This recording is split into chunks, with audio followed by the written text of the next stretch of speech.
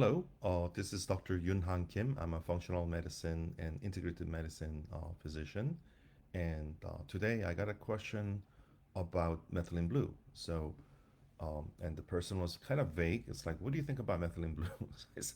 So I said, need context, but I'm guessing that since I'm an integrative and functional medicine physician, that's the context you're asking. So methylene blue originally was created in 1800s as textile dye, and methylene blue has a long medical history. It was first the synthetic drug used in humans and remained an FDA approved for methemoglobinemia, which means that the blood, the um, hemoglobin has been oxidized to +3, and the methylene blues is one of the few reducing agent that's safe that can bring it to +2. So, but today we're rediscovering the broader potential of methylene blue in cellular health, brain function, and metabolic repair. So, why would anyone in functional medicine care, and how does it like relate to LDN? So, low-dose naltrexone is a form of neuroprotectant. What that means is that it protects the brain through controlling or modulating the glial cells. When glial cells get mad, inflammation in the nervous system and brain is pretty impressive. If you look at a picture of activated glial cell versus peaceful glial cell, it's totally different imagery.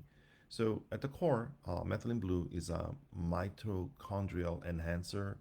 I really think that um, the, it's pretty complicated. In medical school, we learn about the Krebs cycle, and then we don't talk that much about the next phase, which is the electron transport system or electron shuttle. So basically, it can bypass the damaged parts of electron transport chain and improve cellular energy or ATP production.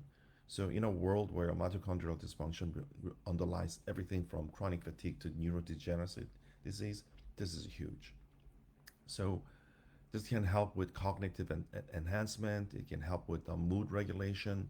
It does have some MAO inhibitor properties, which means that if you're actually taking one of those, not a good idea. And but the doses that I use are pretty low, and it doesn't get people in trouble.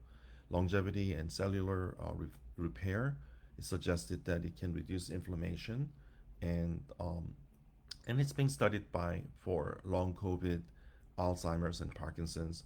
I use it all the time for all these positions.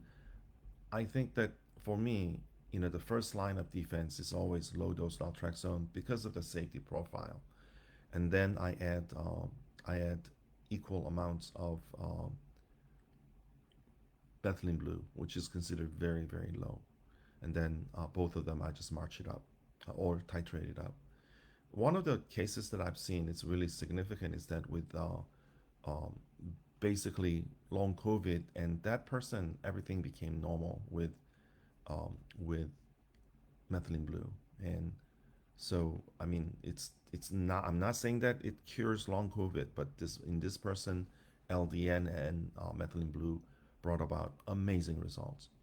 So you do have to know that methylene blue can interact with antidepressants and in theory can trigger serotonin syndrome.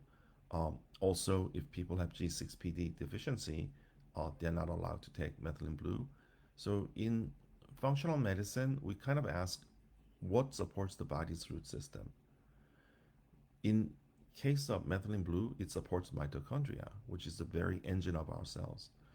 So the just like LDN, low dose naltrexone, methylene blue bridges old science and new thinking. It's not a cure-all, but I think on the right dose, right combination, especially with low dose naltrexone, I think that it's a huge game changer. This is Dr. Yoon Han Kim. Thank you for joining me. I appreciate it.